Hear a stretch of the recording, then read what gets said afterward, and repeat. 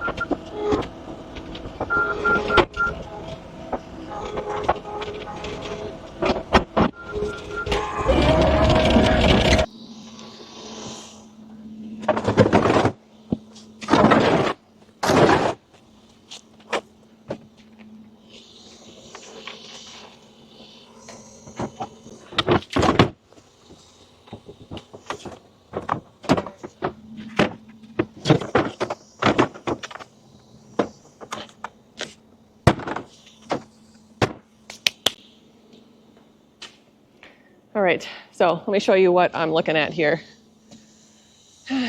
So these potato boxes are pretty dirty.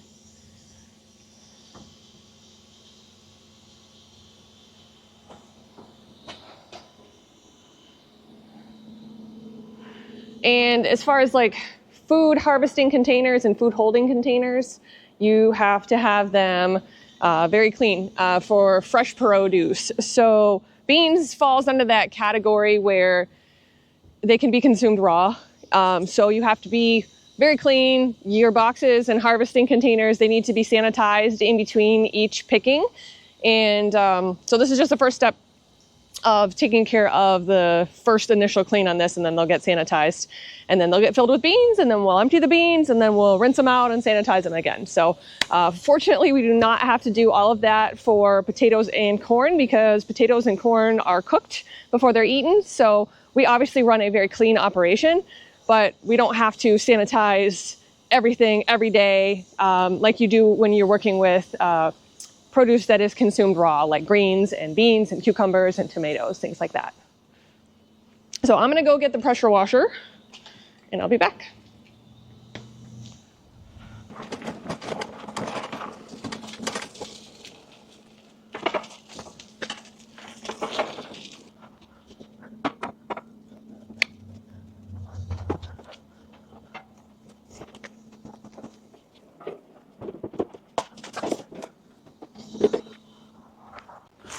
Today is going to require a little bit of elbow grease.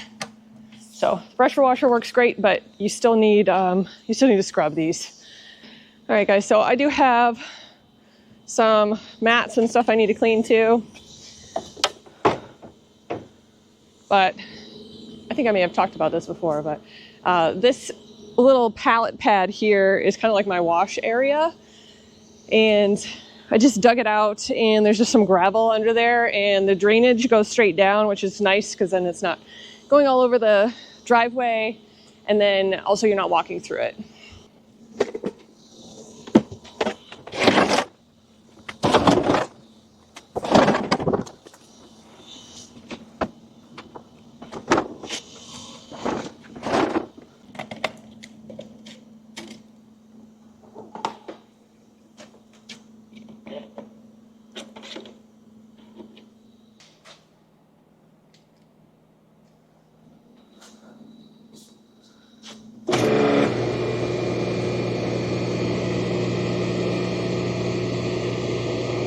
This is a wet, messy job. So you get a lot of back spray from the pressure washer when you're doing this.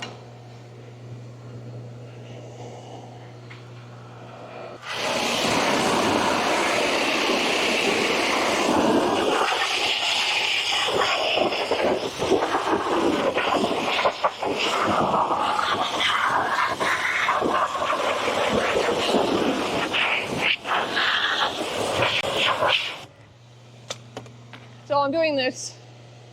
Hi. Hi. So I'm doing this at this time of day because there's not as much sun here, so I have a little bit of shade, and I try and stay out of the sun as much as I can. I do wear sunscreen. I know there was some comments about watching out for the sun. I do wear it. I definitely wear it on my face.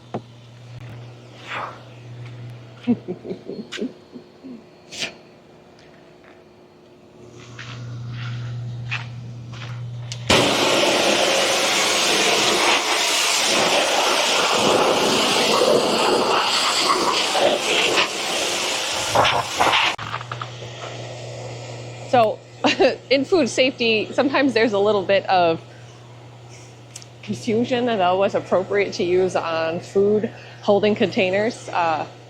If it's good enough for your dishes, it should be good enough for your food holding containers. We go with just plain old Dawn, unscented stuff. It works pretty good. I mean, it does good on grease. It'll definitely clean your dishes. So it works pretty good on dirt too. But this is what I use on this stuff.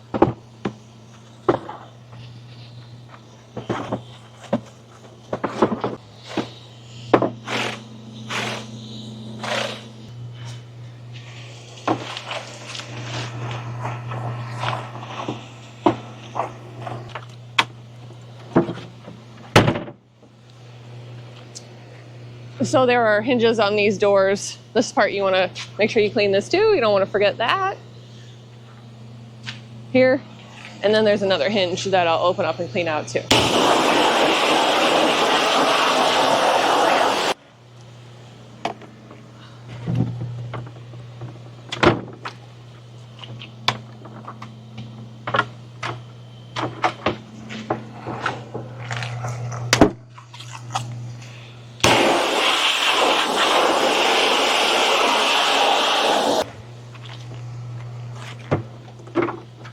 So the last part of this is the bottom here. So this is open and beans will fall through that. So we have some of these black plastic sheets that this one's a little bit more flexible. So we put those in the bottom of the pallet boxes, but I gotta clean those first. So that'll be the next step, and then I'll sanitize.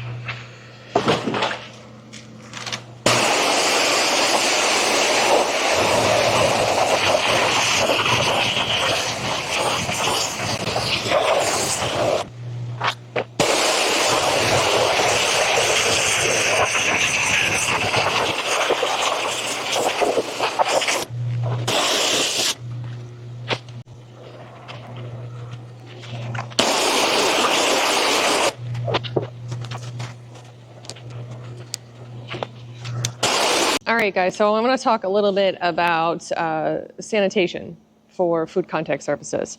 So from what I understand, it's important to know the difference between disinfection and sanitation, so to clean. So when you clean something, you are removing any visible debris or dirt that you can see.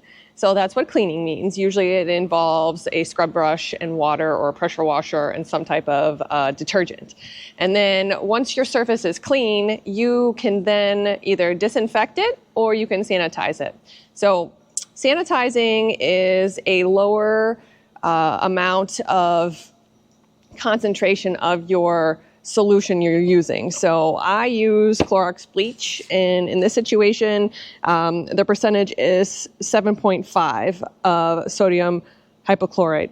So this one says right on the back, you can use it for food contact surfaces. Where is it? To sanitize food contact surfaces here.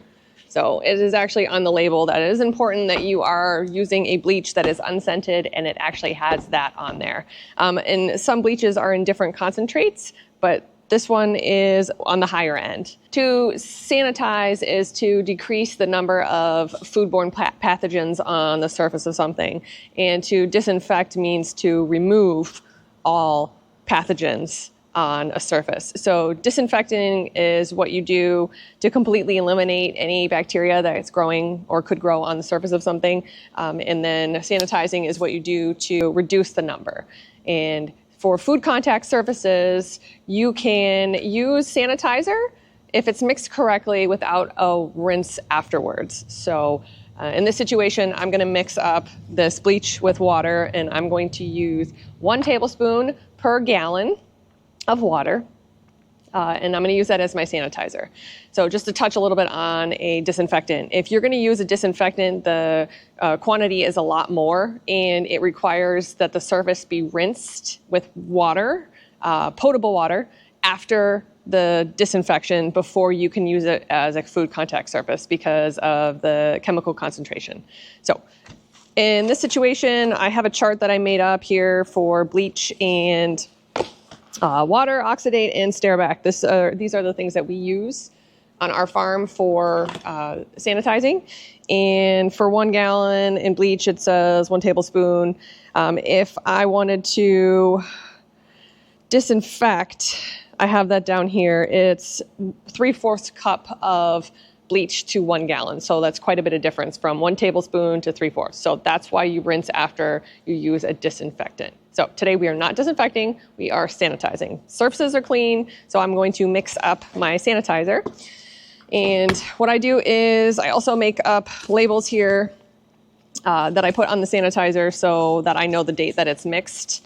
We also have test strips so you can test the chlorine concentrate, but I usually just go ahead and mix new stuff weekly. And I will write the date on here. So this is the label I use. It just shows what I use to mix, and I'll write the date in. So today is what? What is today? Today is the 17th, I think. So I've already went ahead and I filled this with water to the 1 gallon line.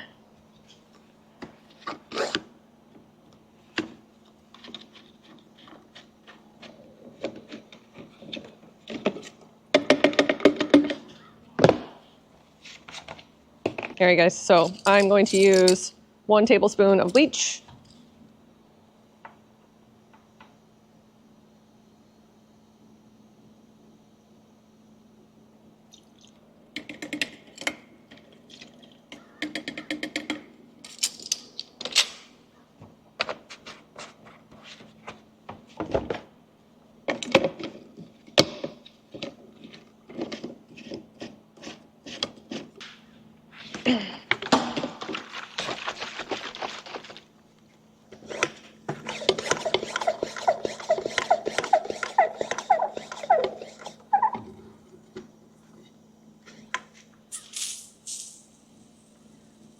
We also have this big cart over here that we have for when we're doing much bigger sanitation stuff. So right now I'm just gonna use pump sprayer.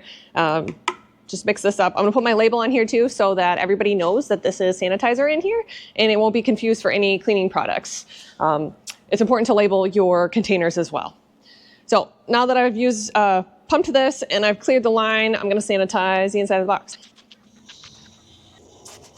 All right, so you want to sanitize all of the food contact surfaces, which sometimes are referred to as zone 1.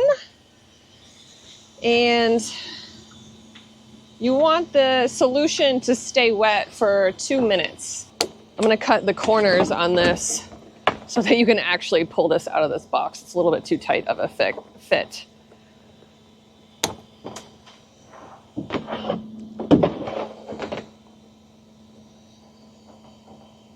What's nice about using these plastic sheets are they are reusable and they are sanitizable. Versus putting like a paper one in there. It's only good for one use. Now that you've seen that I cut those little corners out, you can get your finger in here to lift this up a lot easier versus before I had to like wedge something in there. All right, guys, so the other part about this food safety stuff, well, there's a whole bunch of stuff about food safety, but I want to just show you a little bit of how my system works. And cleaning is a big part of it. So what I use is a sheet that I've come up with to log the cleaning for equipment, and it has the instructions on here and everything else. So it's kind of lengthy. If anybody's interested in actually like seeing some of the stuff, I'm happy to share it. You just have to email from the website and I'll share it with you guys.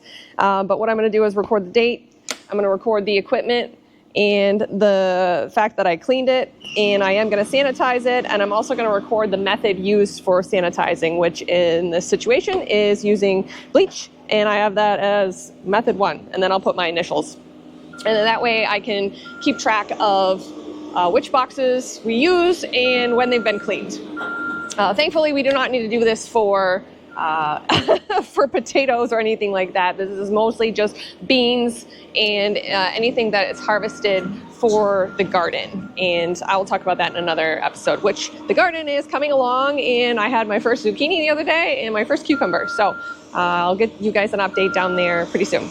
Oh, I did want to add, we do have to record the cleaning of the bulk body trucks and the potato trucks, and the harvester harvests the potatoes right into the trucks. So the trucks are actually our harvest containers, and we do record and clean those things. I didn't want you to think that we didn't do that, but we don't have to do it as often because it's potatoes, is what I'm saying. So what I'm gonna do is I'm gonna get to work, and I'll put you guys on time lapse so you can hang out with me while I get some work done, and then we'll go check on Shane and see how the corn room's coming.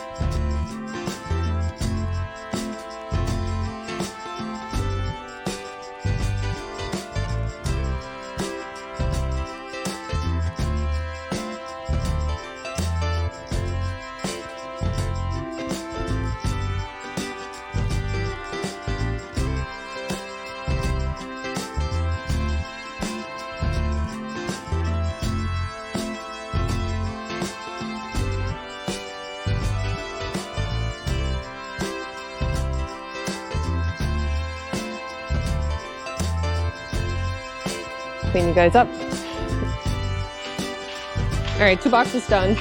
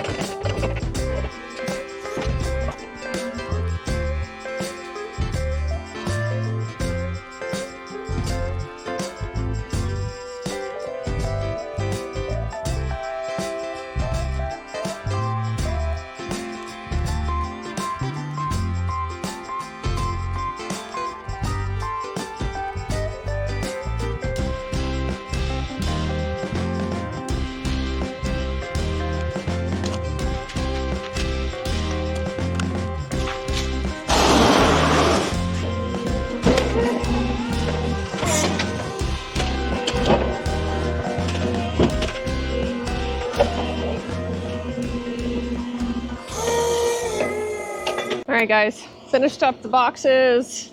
I got them stacked right over here.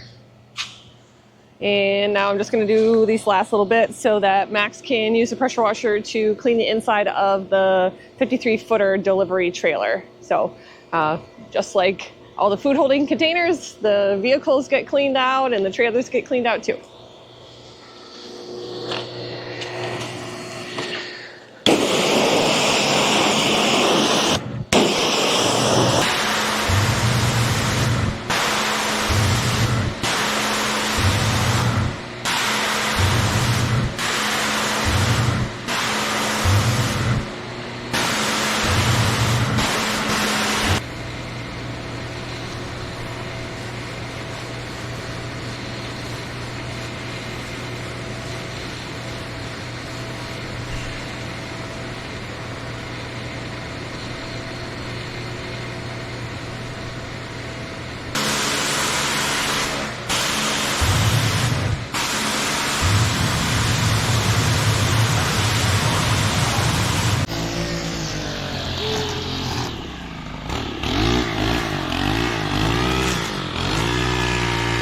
All right, guys, so I don't think I'm going to get to building anything today, but I think I covered enough of a topic today with the food safety stuff and the holding containers and a little bit of pressure washing.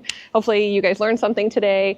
I will catch you guys in the next one, and I should have a video out in just a couple days. I'm going to try and get these things out to you guys quick. Yeah, see you guys soon.